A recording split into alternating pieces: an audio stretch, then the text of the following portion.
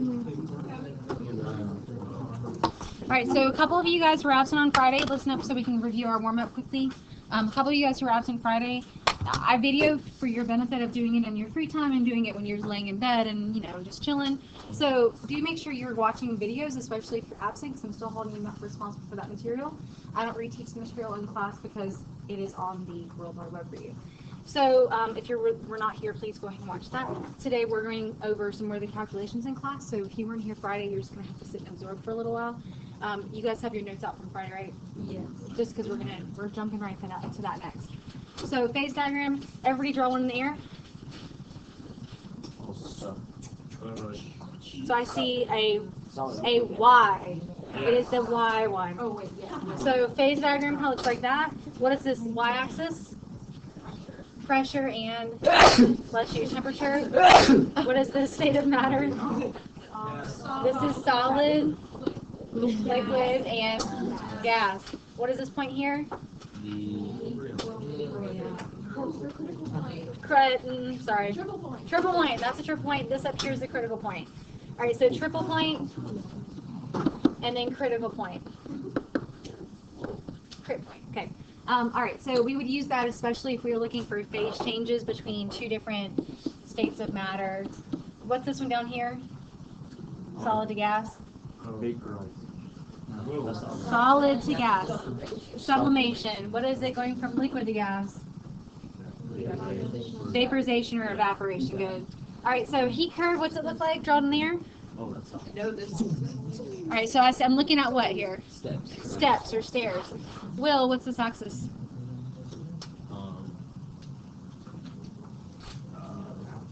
Temperature, okay. And this is, thanks, Will. You're good. All right, so everybody said step, step, step, step, step. What is this part of the steps called? This is solid. This is, I hear melting and I hear delta H fusion, right? So that's when it starts to melt. That's the energy it takes to melt. This is liquid, and this is vaporization or boiling. Delta H, that, and then this is gas. What kind of, sorry, I didn't go over this part. Were there any equations that came to mind up here? Like equations where we calculate something? Not really. These are just reading a graph and looking at what pressure and what temperature things melt or freeze or sublime. So this is very, very just much graphical analysis, looking at the graph. This one, what equations come to mind? MCAT. So you can find the Q, or the energy it takes to melt.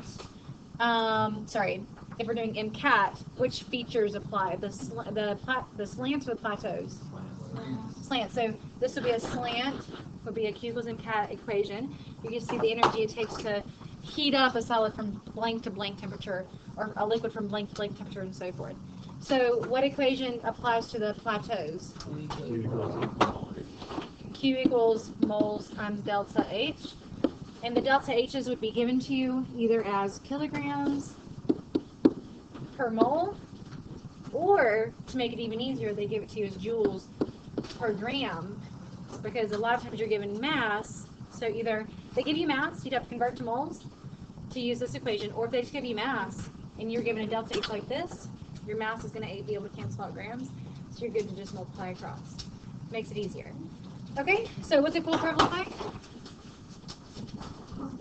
So upstairs or downstairs? Downstairs. So you have, okay, so temperature still and time, same equations apply. This is just cooling down. So if I had to associate a sign with Q on this one up here, Q would be positive or negative? Positive. Because energy is going into this, into this, into this, into this, into this. Because we're heating it up. What about here? Because it's cooling down, and as it cools down, it releases energy. Yes, yes? Okay. What does a reaction coordinate or reaction diagram? They're one and the same, also known as a potential energy diagram. That's another name for it. Can you guys draw that in there? Yeah. Okay, so it's the one with the little hill. Yeah, just like a little hump, right? So it's not down. It's not down. The hill goes up. That's it. So, but there are two versions of it. So you had two versions, blank and blank. What were these two versions? Endo and exo. So let's label this one exo and this one endo. There's a lot of graphical analysis on this last half of the curriculum. It's not really analyzing the graph, it's knowing what the graph represents and what kind of information can you pull from it. So I just want to make sure you're clear on that. So this is potential energy, and this is kinetic. This is time or reaction progress. Good guess. Okay, so time or reaction progress. Okay, so what is true about an exothermic reaction over the course of the reaction? Energy is released. Okay, so who has more energy, reactants or products? So we start with more energy, the reaction occurs, the products end with lower energy. So how does that look? So we start high, we do the activation energy hump, and we flow down, okay? So you have to go up and then down, okay? So reactants, products. This is going to be something we'll get into more detail with, but the energy difference between reactants and products, I'm going to kind of draw a line right here. We actually did draw this, okay? Yeah. What was that? So what is this line referring to? Say again? Delta H. This is the energy that is released, right? So this energy is released. And so this delta H would be positive or negative? Negative, because exo means releasing energy, which is going to be exo, or negative energy. Okay, so then how does this one for endo look different? The product ends above the reaction. So the products, so did we start kind of low or do we start high? Kind of start low, because where do we have to end? Higher. Kind of high. So we still have to do the hump up top, and then we're going to end high. So kind of down here-ish, go really high, but don't go down too much. Okay, so this is reactant, this is product. Energy was good, absorbed or consumed, kind of taken into the reaction. So the delta H, which is the difference in energy between reactants and products, about right there. This delta H is what? Positive, good. Alrighty. So I could actually give you numbers, right? I could say, like this is 20 kilojoules, and this down here is 5 kilojoules. What could I ask you from that? How much energy is released, right? So how much energy was released here? So 20 minus 5, right, is 15 kilojoules. So I could actually quantify this, and I could put 5 kilojoules up here, and then like 32 kilojoules right there. I could then ask you, how much energy was absorbed? How much was energy was absorbed here? How much? 27. Okay, so go ahead and do the last one with solid literature.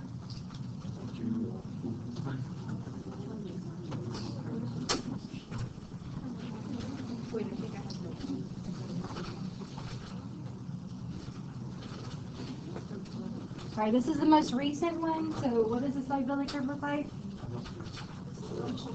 Bunch of lines, right? Where do they go? Like there's a general trend, right? So most of them go. And like gases are dotted. Okay, so what are the axes here? So grams of solute, which is a concentration over. Thank you, 100 grams of water. That's a lot of aqueous solution stuff we're looking at. And this is temperature in Celsius. Okay, so you said lines, right? Like that? Oh, I don't know. Okay, so these are probably what kind of particle types that are all increasing solubility over temperature? Good, these are all solids. And then we have, this kind of goes down like this. The gases all decrease in solubility over increasing temperatures. Okay, so those are all the diagrams that right now you would see, okay? So we need to finish up our calculations on colligative properties. Try to tell the person next to you the equation for colligative properties.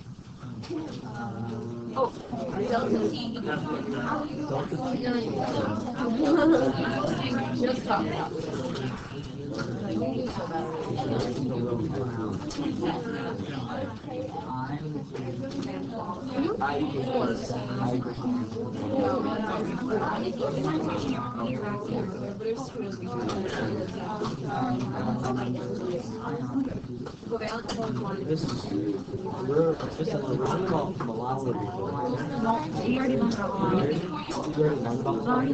That was the day you weren't here, right? You just watched the video. It's just a unit, that's all. All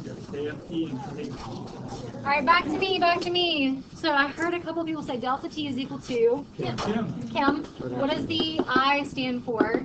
Van Hoff factor, which is the I know it's called the I. What does it really represent? The ions. The number of ions, right? So number, I want to say number of particles because it's not everything's going to be ionic, right? So I would say number of particles. Okay. So we'll answer this question in a second. What's the I factor for carbon tetrachloride? 1. Because it's covalent. Right. How do you know it's covalent? Right, because it's prefix carbon. What's the formula? 1 tetra. I know it's tetra. Thank you. Okay, carbon, tetrachloride, 4 chlorides. I is 1 because it's covalent. Boom. Okay, next one. 2. I equals 2.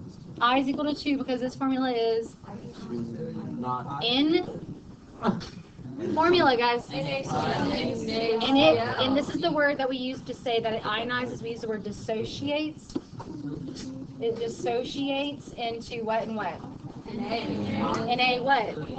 1 plus and Cl. Okay, aluminum oxide. Formula. 3. Do we just remember this or do we crisscross charges? I crisscross. Thank you. Of course. Okay. What does it dissociate into?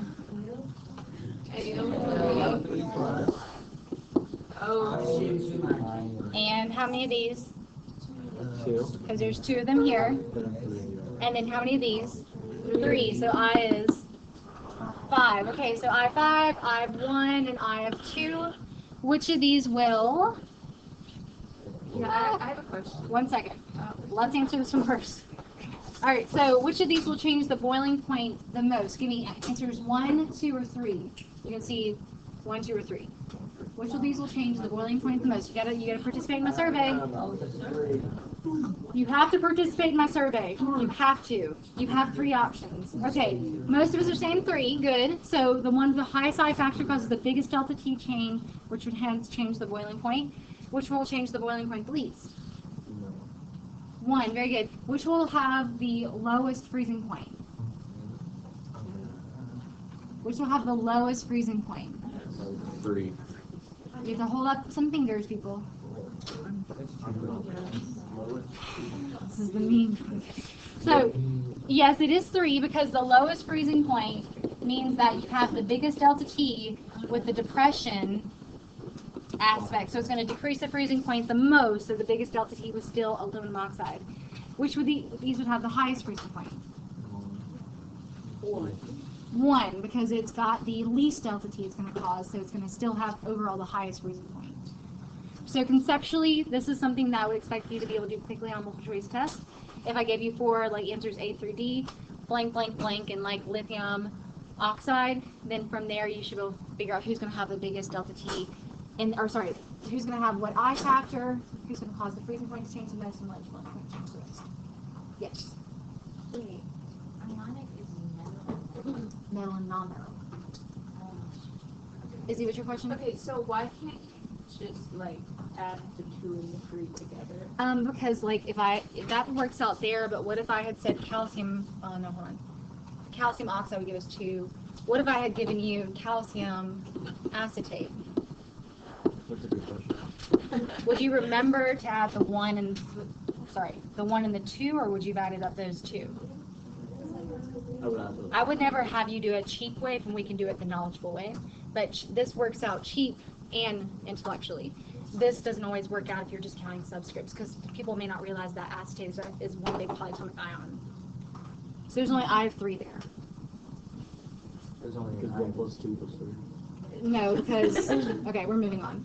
All right, so I'll take more questions momentarily. So this is, I think I printed this on your packet for you, on your lecture notes. Yeah.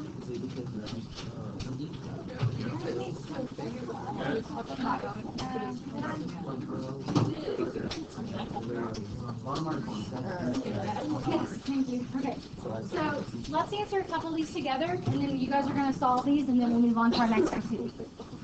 All right, so work through 1 with me. So this is colligative properties, lecture problems 1 through 8. I'm expecting you'll finish these in class, so let's roll. Because if you need a calculator, we'll get one to you very soon.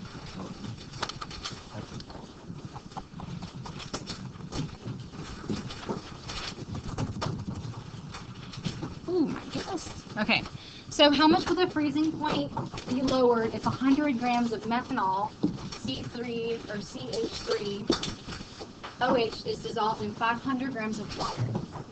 So before we move on, you guys know your equation,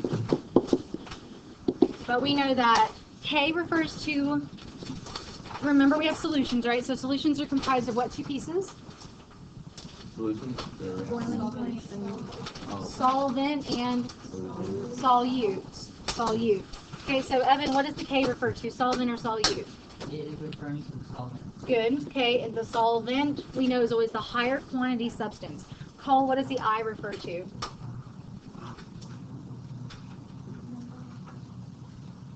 It's either the solvent or the solute.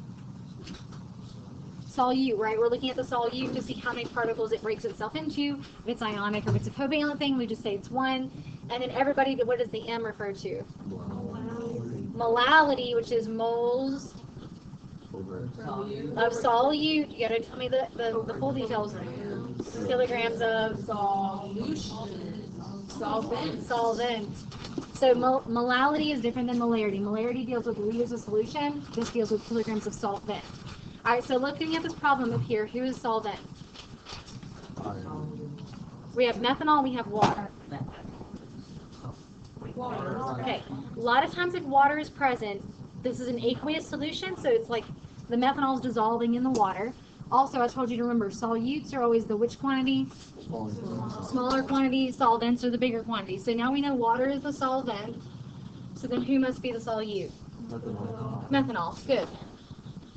All right, so with all this information kind of like very much categorized in our head now, we can approach the problem knowing who's solvent, who's solvent. 1 second. So we're looking for how much will the freezing point be lowered. So what are we looking for? We're not looking for the freezing point. We're looking for the change in the freezing point. So we're looking for the delta T. Good. All right, so this is something you need to be writing down. These are lecture problems, and I'm going to do a couple, and you're going to finish them up. So I'm looking for 1 through 8 by the end of class. Okay. All right, so this is what we learned on Friday, but we're practicing today in class. Okay. All right, so we're looking for delta T, and we know the K factor, the KFP for water. You guys wrote this down. What was the KFP for water? It's on your notes. 1.86 units. Degree C per molal, right? M is molal. What's the I then? Why is it 1, Zane? How do you know it's covalent?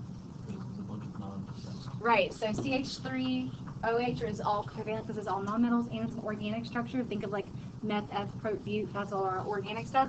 I is 1 because covalent. M, I need to get M. How do I get M, Hallie? Do I have mole solute right now? All right, everybody pull up here our table, and we gotta get this. So we have 100 grams of methanol. What do I need to do with this? Convert that to moles, right? So 100 grams of CH3OH. Convert that to moles for me, guys. We might need to grab the molar mass first.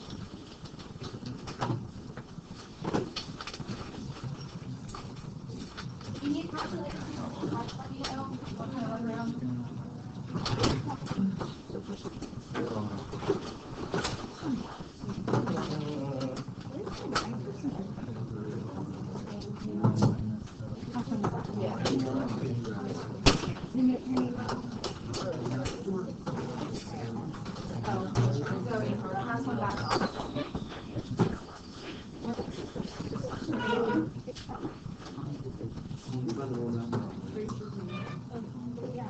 Is it 32? 32.05. 32.05 grams of methanol. Okay, in 1 mole of methanol. How many moles is that? 3.13? 12?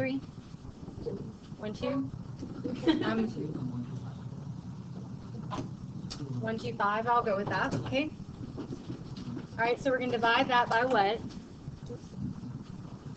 We're dividing that by how much of water? 0.5 kilograms. So how did you do that in your head so fast? 3. So you're dividing by. All right, guys. We remember our metric conversions, and so this is a gram. We're going to kilogram. So how many grams are in a kilogram? How many grams are in a kilogram? 1,000. So we're moving the decimal back 3 spaces. Essentially, we are dividing by 1,000. All right. So you need to remember the reason why you're doing some processes too. It helps make sense. What is this in terms of molality now? 6.24. Molal, right? So now we have molal. We have 1 for I. We have 1.86 for K. We're going to now solve for delta T.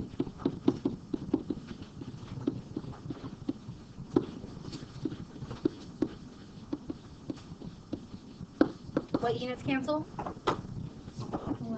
Just molal, right? So it's saying what's the answer? 11.61.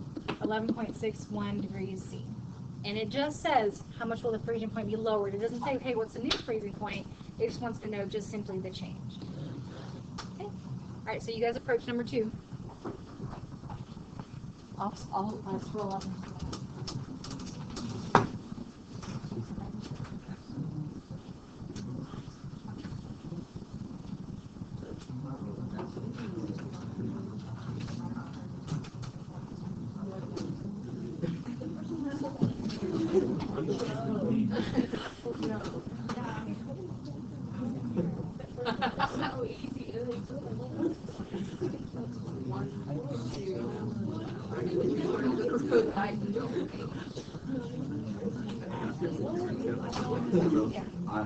I don't know how to start this. Let me look this one on.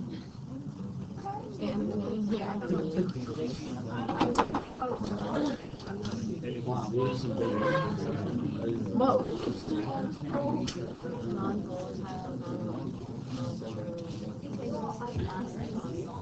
Before I have you guys do that one, I need to point out from your textbook there were those 2 pages which had the K values. You're going to need a couple of these. Like, for example, this one right here is acetic acid. That is a solvent. So if you want to take a picture of this, but I'm going to be referencing back and forth from here. That way you can actually utilize the correct K value. The ones you wrote down in your notes were only for water. So the acetic acid for KF is 3.90.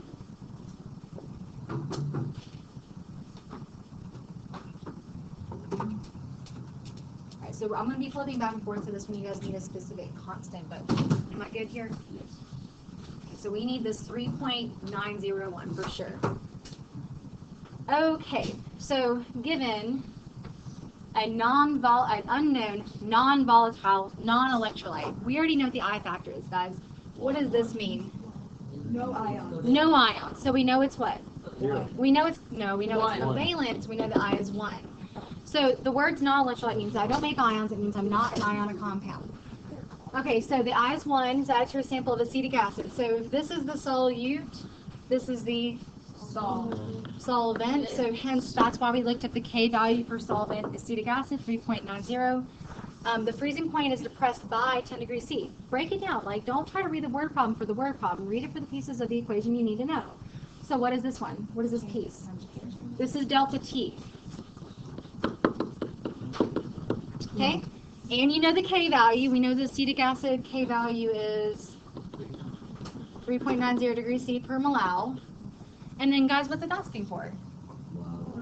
It's asking for M, right? We say molality, you mean M. Solve. Okay, thank you. Hmm? Yeah, that's what you guys have to do on your own. stand up and continue doing your problem. Stand up if you're participating in Spirit Week. Taurus.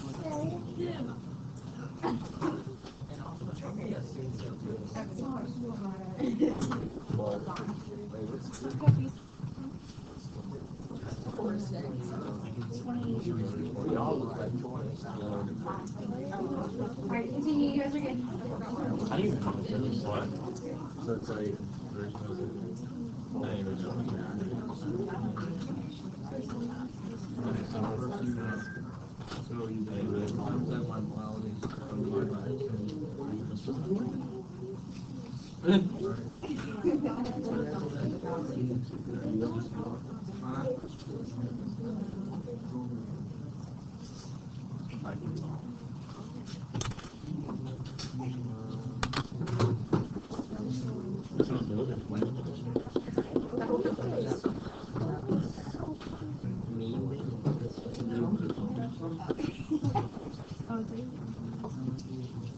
Do you mind if I refer to myself over No.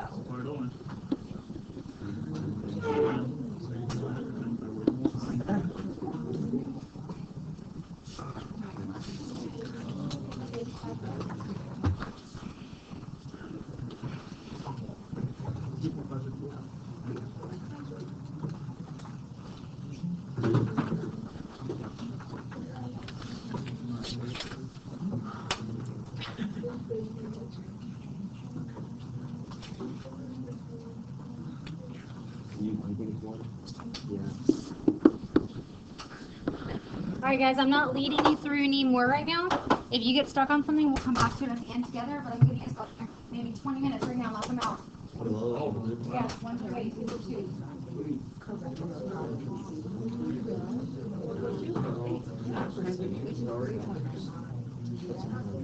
Oh, that's a sheet. They're about 9 people. 3, 9, 0, Degrees Celsius. degrees Celsius.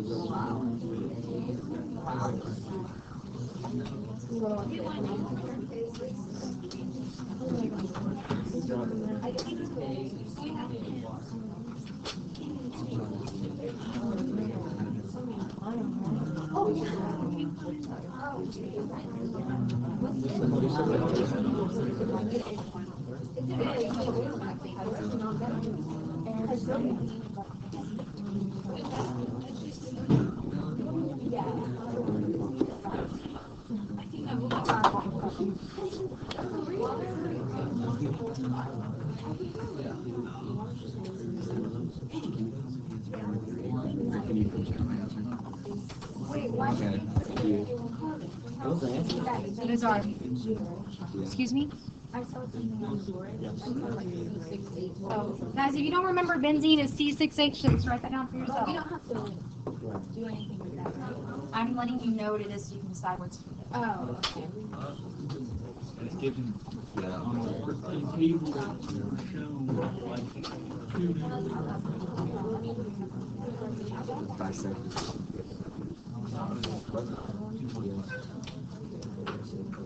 Yeah, that's okay.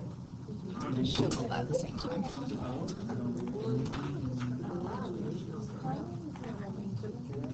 No, I honestly. I can't get that to show all at the same time, but you guys can see it. Now, if you want to go sit next to me. So it already has it.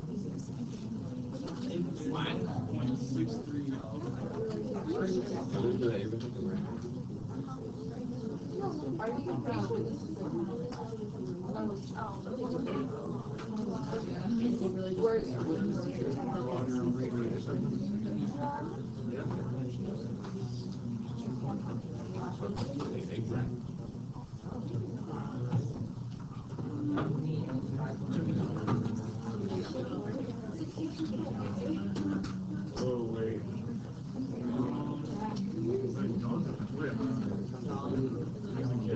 There's 2 different values. Wow.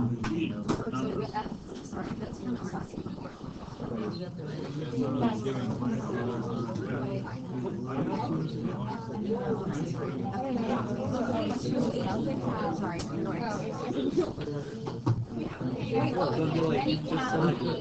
If you could not tell from previous pictures, this was KF, so this was the freezing point values over here, and this is a B, so these are the boiling point. So just verify you have that before you start doing problems. Wait.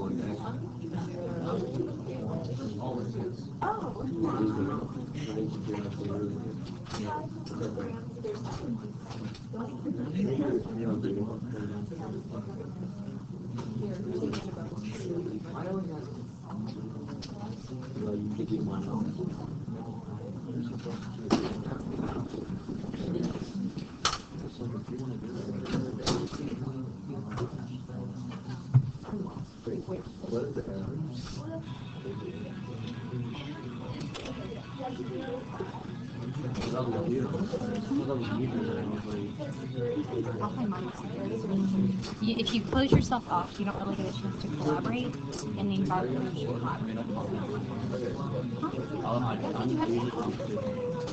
So once you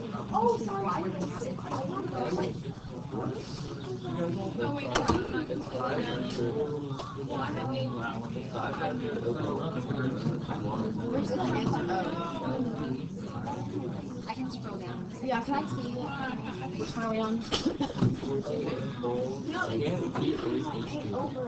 No. Oh, yes. Okay. Thank you.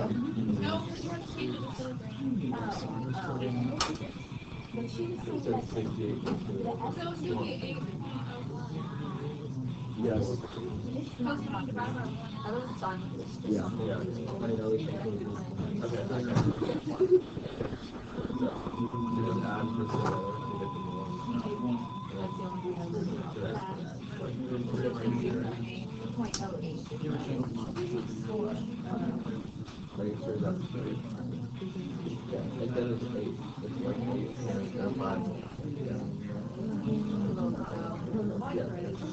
Yes.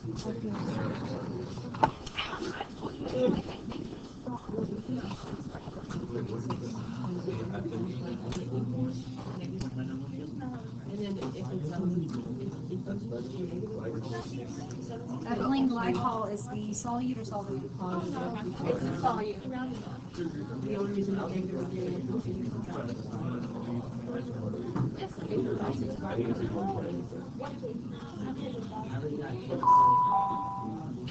Miss Angela, Yes. can I as a workman for dismissal? Yes, ma'am. Thank you. Thank you.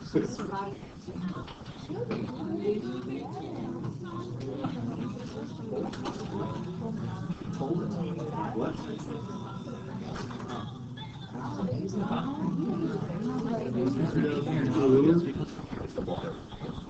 It's not a glove.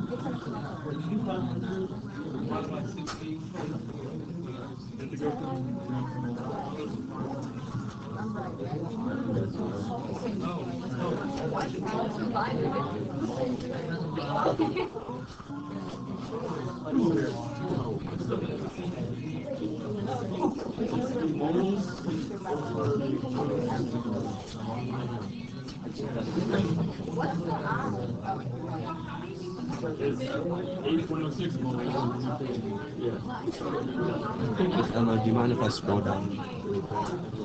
What you got? Which one?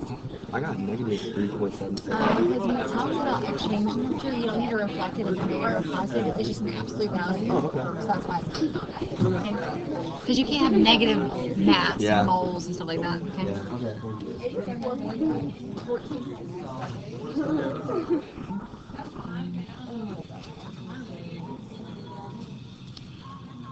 Yeah, yeah, yeah.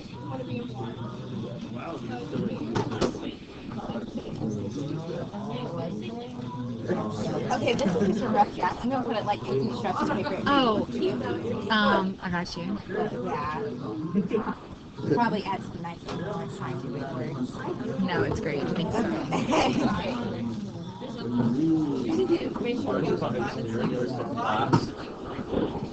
Why what?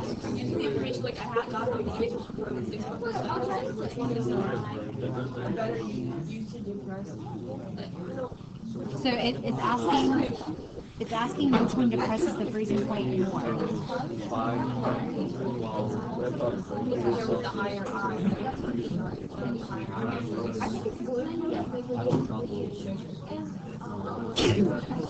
What's sugar? No, I of sugar. Yes. Because you already did the math in 5 and 6. You didn't have to do more math. It's just referencing that. Yes.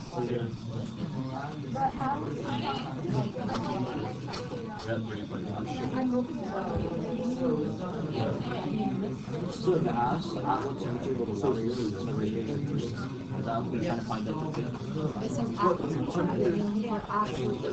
It says at what temperature the water freezes at 500 blindfold, it just means it goes dissolved 1,000 So it's actually asking for 18, so it's Yeah, so we're trying to find it. yes, that is one piece.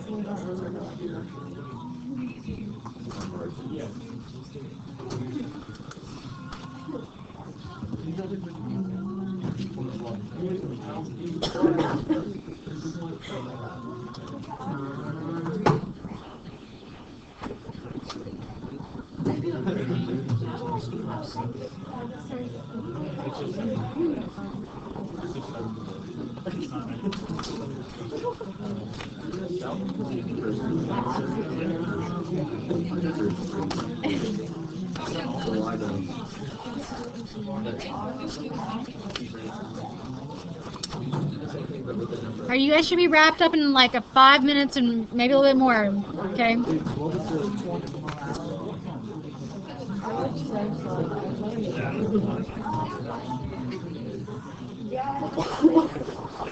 Miss Emma, what was the boiling point of water? The KFP yeah. of water? KBP, sorry. Oh, point. 0.512. Zoe, if you guys finish up PS 1516 while we wait in the class, okay?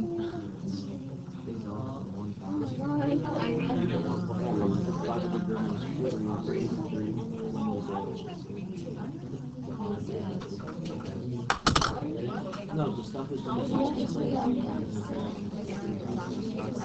You guys keep isolating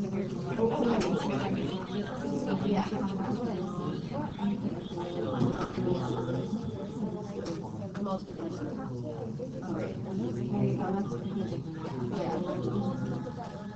Oh my gosh, it does.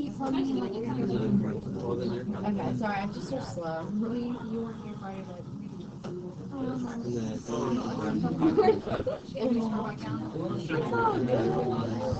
I can't get it all on the board at the same time. Number 6. Yes.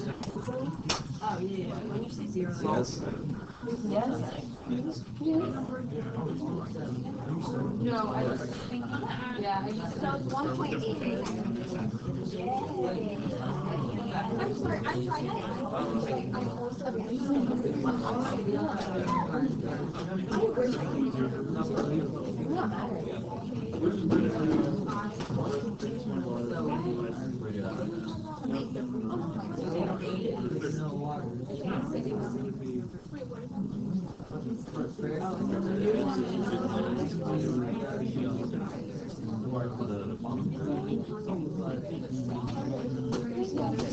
Oh, I live. I can't. A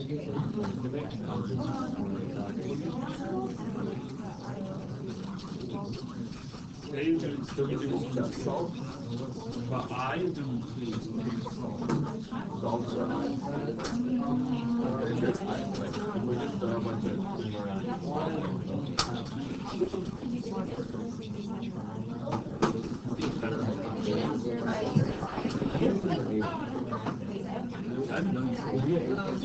Yeah, it's sugar.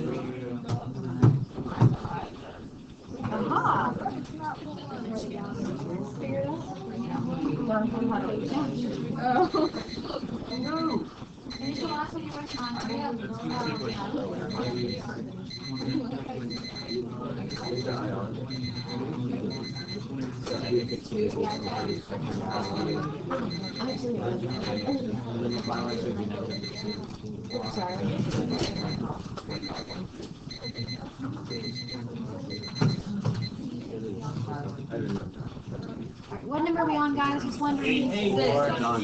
Okay. Please let us finish. I'm gonna let you finish 8 right now. I'm trying to move us along to our last activity. Is this going to be a fun, solve assignment? It depends on if we get to that one. I gotta talk to you I guys. think I was fun.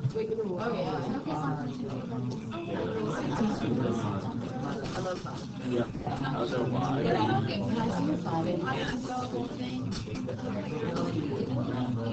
Look, Oh my gosh. this is in Spanish.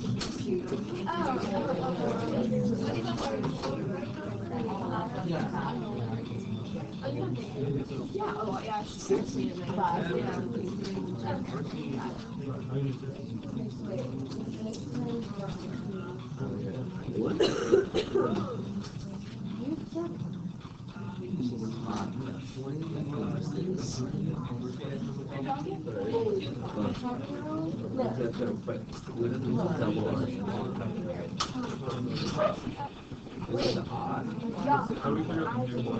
Oh, yeah.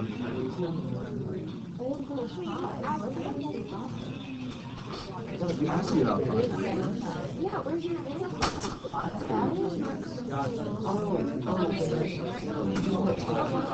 I know. You just said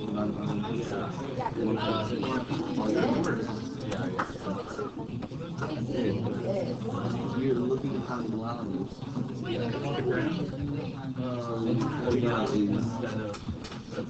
W equals M, you know K, you know I, you don't know M. So you have to solve for M, so you gotta get K and I on the other side. So that means you just multiply 1.86 times 1, and that's 1.86, and divide by the -7. So temperature change is the numerator.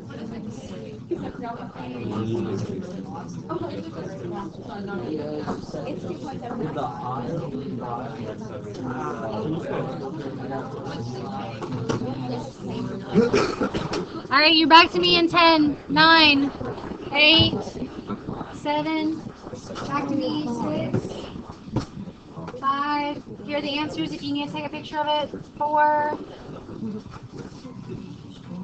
3. If you need to take a picture of it, or just write down the last one that you need to verify on your end. 2, 1. All right, so we're going to do a quick review real fast and then talk about what we're doing this week too. So I'm going to come right back to the like dissolves like assignment, which I have here. Reminder, as I said, maybe like a week and a half-ish ago, you have a cumulative test Wednesday, which is thermo, gases, and solutions. Yes, like 2 days from now, or yeah, 2 days from now. Wednesday. Okay. So what I'm asking for you, and this is required, right? I'm giving you a benefit to you. You're going to get extra credit for it, but I'm requiring you to do something that's considered a personalized study guide. So it can just be a sheet of paper that says, here's what I need to know from gases, here's what I need to know from thermo, here's what I need to know from solutions. You can like list out equations you might want. You can list out concepts. You can draw pictures. I kind of started one already because what do we do for warm-up? We do the charts, right? And then I wanted to show you, so you're not fretting. Can you guys pass this back for me, please? Pass that back for me, please. So everybody get a little blue reference table. And because we're becoming more cumulative, it's a little bit challenging to remember every little minor detail from each concept. Just like at the end of the year when we have our end of year final, it's hard to remember every little detail of each concept, but we need to know all of our general concepts. We need to know relationships. We need to know when pressure increases, volume decreases. We need to know a lot of the concepts. But what I'm asking from you, every have the blue paper, right? Is you need to know how to apply all the equations. I will provide you, because I can't depend on you to remember every little minor detail, but I can depend on you knowing how to use an equation once it's presented to you. Everybody look at the front of the reference table. Okay? Everybody's looking at, sorry. Oh, no, you're fine. Looking at the front, you see that there are constants. What's the one that, what was the R constant we use? 0 and 2. Atmosphere, liters per mole. Okay, right? We always use the same one, so we didn't get confused. There are a number of pressure given to you. We're given the volume of any gas at STP 22.4 liters per mole. If you look down a little farther, do you see the delta H vaporization in water or melting? Those are given to you in joules per gram, right? It might make it a little easier if they're not asking for you to convert to moles. They're going to give you that instead. Go down to on the back. Look on the back, down at the bottom bottom right-hand side. You see Q equals MCAT? Q equals mass times H of fusion or H of base. Yes. Okay, you're going to see that you have those accessible to you, so don't freak out like, oh my gosh, I've got to make study cards for formulas, like equations. You need to know how to apply them.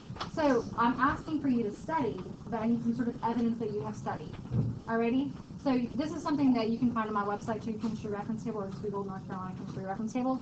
But I'm looking for you to have some way to study on your own, meaning a handwritten form of a study guide. Yeah? It's on there. Yeah. Question? So what happens on the... Yes. Because your chemistry final is a general chemistry exam, but it's an honors class, right? So I've taught you more than that. We're still not done yet. We still have we have 2 more units to go. Okay. So after what was that? I'm not quite sure, but you signed up for honors chemistry. I'm going to teach you chemistry and more. Okay. So after this, I'm taking this up on Wednesday. Okay, I'm going to do a couple practice multiple choice with you right now, and then we'll do our like dissolve like sign at the end of class. Okay, so take a minute to read this first question. I want you to say A, B, C, or D, just right here on your chest. Okay. What'd you say? You can do 1, 2, 3, and 4. Let's make it easy. All right. So 1, heat is added to a solution. 2, or is added to a solution. 2. You have 30 seconds. Make a choice. This is a required participation in the survey. Oh, are you with me? Just 1, 2, 3, or 4. Right here in front of your chest. I don't need the world to see. All right, most of us are saying 1 to increase the solubility of a solute. Good. B is incorrect because this would be decrease in the solubility. Miscibility just means it's going to mix. Heat doesn't necessarily increase miscibility. Necessarily it can, but it doesn't mean it always will. Especially if something doesn't mix, heat's not going to make it mix. Okay, we're going to skip these for response for a moment. This is based on a little bit of your reading guide. When considering the energetics of a solution process, which process is always exothermic?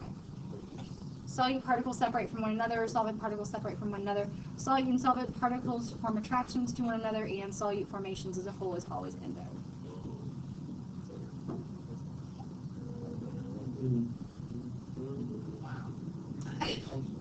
All right, counting down from 5. 4, 3. You have to guess. 2, 1. All right, a couple of us got it, but this was a challenging one because you have to think like what's happening in a solution. As solute particles are separated from one another, let's just make up an example. So if you ever have to do one where you make up an example, think of water and sodium chloride. That's an easy solution to think about. Sodium and chlorine have what kind of bond? Ionic. If you rip sodium apart from chlorine, do you think that you're using energy to break them apart, or it's releasing energy when you break them apart? Right, we did the karate chop, right? We did that. So karate chop person next to you, that requires what? Energy. So is that saying endo or exo to you? Yes, it requires energy. This is an endothermic process. So breaking particles away from each other means endo process. Solvent particles breaking away from each other, so water is attracted to water via what? Hydrogen bonding. You're doing the same thing. You're pulling them apart from each other. That requires energy. So that's still absorbing energy. That's still endo. Solvent and solute particles form attractions, which means kind of like as a bond forms, you guys went, remember that? We put our bond back together. As the bond forms, it's stable, and so it releases all that pent-up energy. So what is this process? Exo. Okay, I saw a couple people say C. Good. Solution processes are not always endo, because remember the one the magic trick when I tapped the top of the flask and then you passed it around? Yeah. Some people said it was cold, but they were liars. But it was exo. It was releasing energy. Okay. All right. What causes the process of perspiration to be cooling for the human skin? This is on your hands in front of your chest.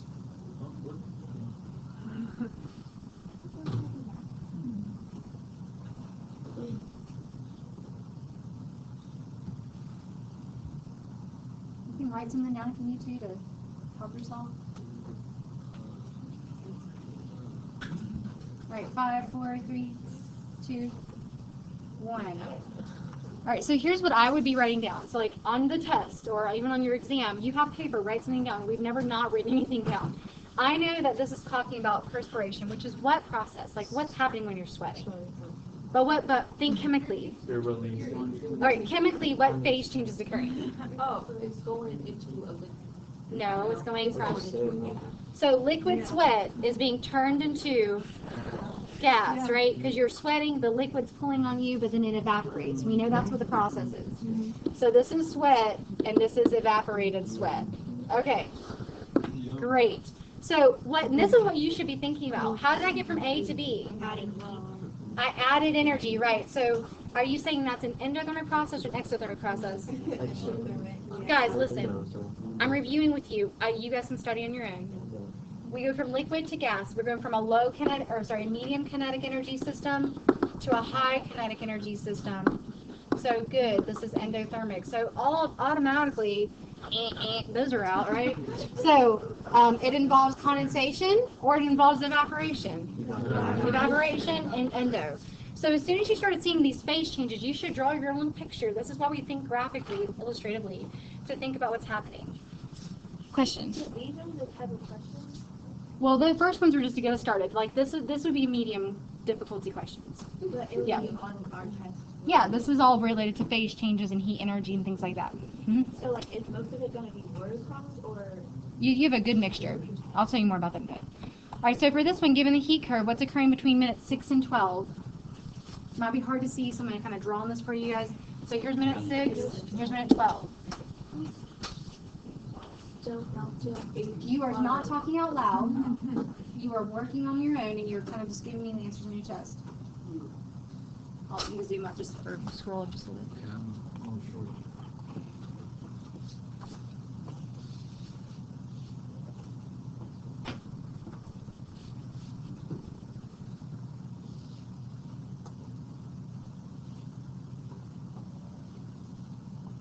All right, you got like 3 seconds to make your choice here. So even if you don't know how to read this curve 100%, but you see minutes 6 and 12, and you're noticing this is a flat line, okay? But you kind of know how this relates to phases. What's this first phase right here? Oh, this is solid, and then the next phase, and then the next and last phase up here.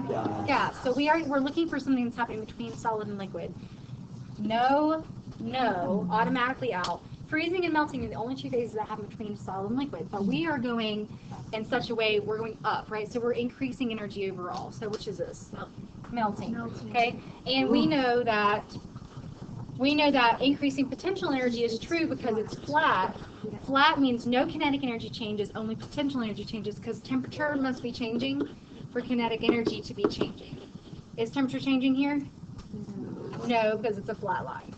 And temperature is on the y-axis. Okay, some of these are going to be dead giveaways, or you'll narrow it down to 2 and you have to make a choice. All right, I think that's all I'm going to do for now. That's for tomorrow. Okay, so we have about 20 minutes left in class, and this is something I think should take you about 20 minutes. And it's just a quick reference to, do you remember what life without what means? And can you apply it in real life? So I have this assignment on my website, but I don't really think you need to pull it up on the Google Doc. So let me show you what this is first. So we've all dealt with problems in real life where we've had to scrub something off a shirt, it didn't come out, and other things that we got it to come out. So the idea is that, we dropped ketchup on our shirt, washed permanent marker off our hands, made a solution of food coloring to dye ice, or try to remove waterproof mascara. All this deals with solubility and properties of compounds. Explore this idea a little more. Be careful in your explorations. Don't try to mix up chemical reactions with dissolving, because that's all a physical process. This shouldn't take you more than about 20 minutes or less. I want you to draw a particulate diagram of a scenario where 2 substances are soluble with one another, and then another scenario where two substances are insoluble with one another. And this is what I want for those. You can work with a partner. If you need paper and markers, right over here. If you need to look up things, of course, you can use a computer.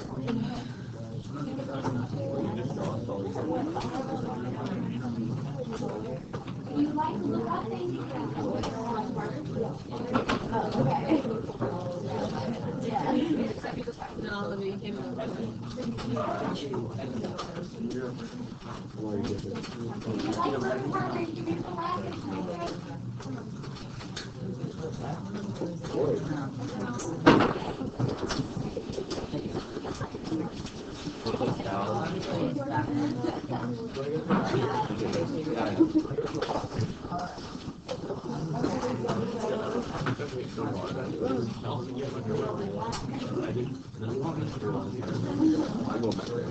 You can make 2 separate coasters. You can rip a piece of paper in half and make them small.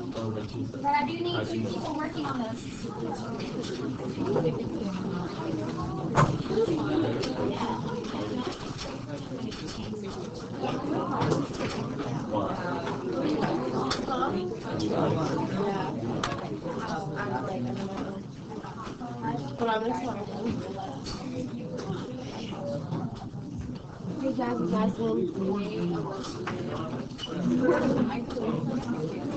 No.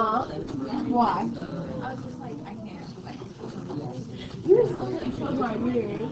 I loved it.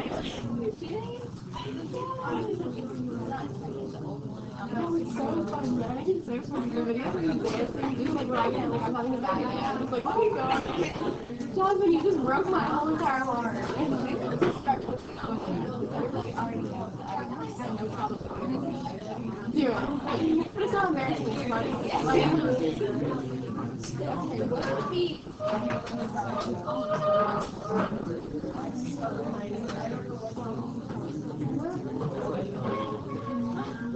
Are you guys want to see if I can set your first steps?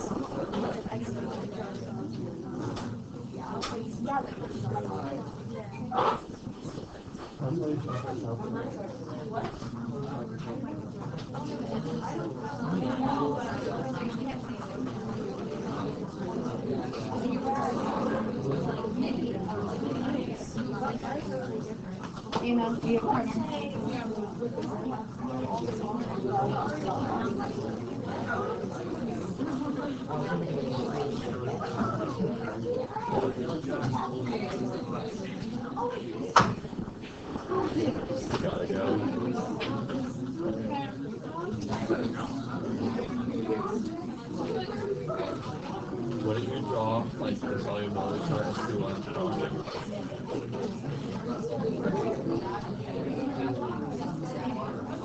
right? I drew the solubility chart to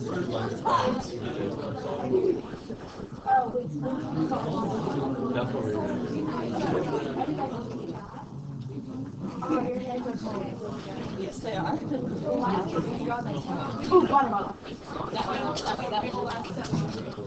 Alright, quick question came about. Listen up. Shh. What does it mean for a particulate diagram? An example would be something like, oops, I'm sorry. Like what we've drawn in the past where we had like little ions and water surrounding it, or two particulates like a organic structure and like water maybe mingling or not mingling depending on what you're looking for. Like I want you to get down to the chemical level is what I mean by particulate diagram. Okay? So get down to the chemical level. If you need to look something up, look something up.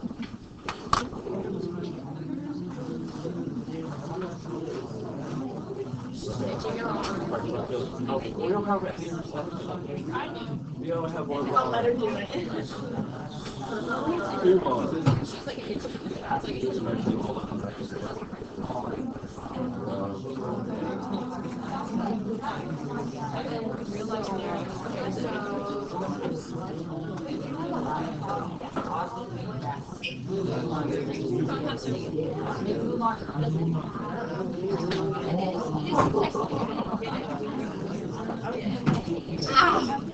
You hear me hit my finger? I have my finger on the wheel. Oh, I will go to these parts with you. I will start. Me too. I don't want to go to math. Hate math.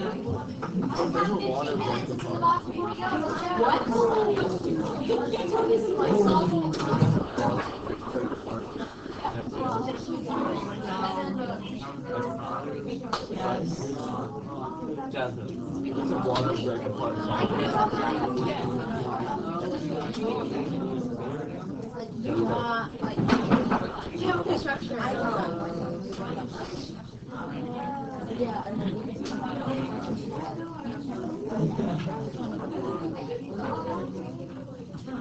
So on this one,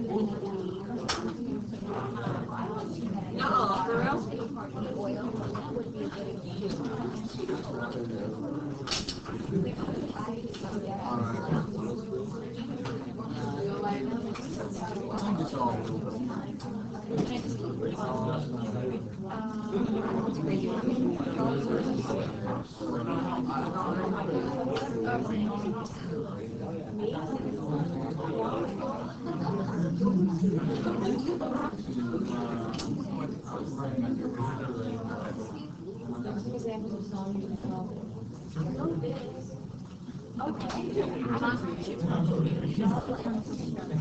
Hannah and Epic. I'm just going to show you guys up here.